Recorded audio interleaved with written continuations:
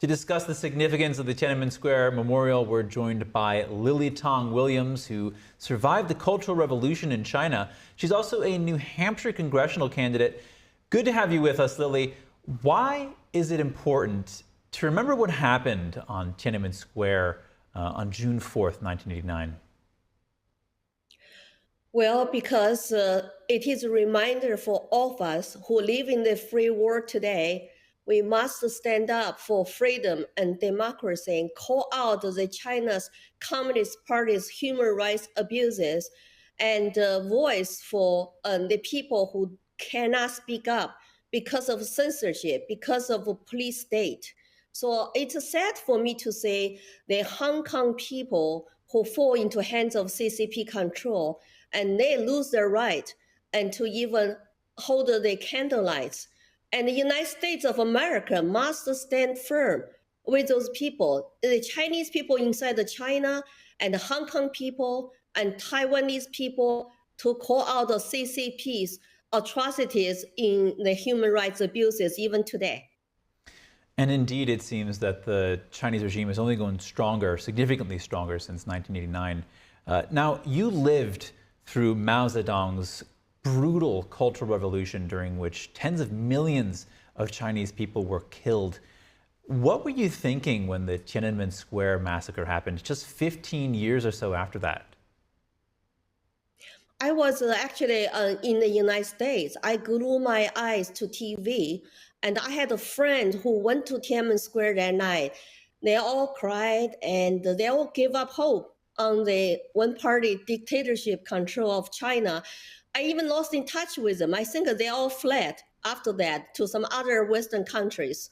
And we in the United States, Chinese Americans who survived that, who knows what happened, we got to speak up the truth, and we got to convince the Americans here that we are the shining city on the hill for those people who don't have a voice, don't have a true internet access, might even not know the truth. And we got to remind people in our country, United States, how important it is to hold on to our Second Amendment right. So any tyrannical government, massacres like Tiananmen Square will not happen. Now, what do you think the Tiananmen Square massacre tells us about the Chinese Communist Party?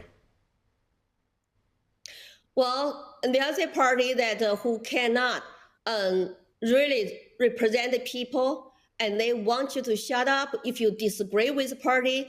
At the beginning, the students did not even try to bring down the Communist Party. They're trying to have a dialogue.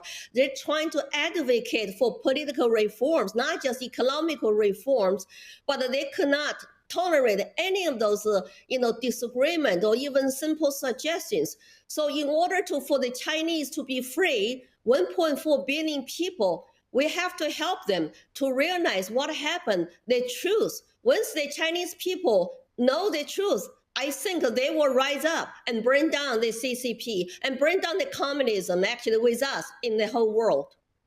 Talk about the threat that the Chinese Communist Party poses today still.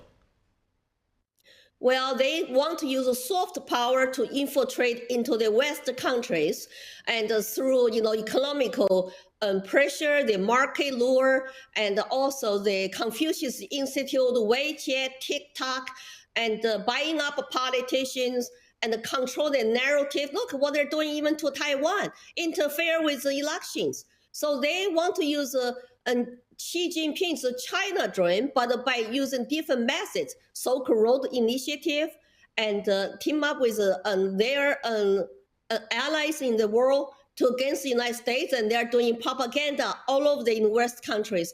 We need to be aware this Maoist cultural revolution with American Western characteristics to bring down the Western civilization and Western culture, so the communism ideology or totalitarianism will continue to explain in this global world. And it's time for us to actually realize for the true color who they are, and the communists unite in the world. So freedom lovers should unite and to push back.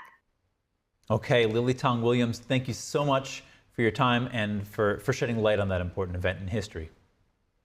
Thank you for having me.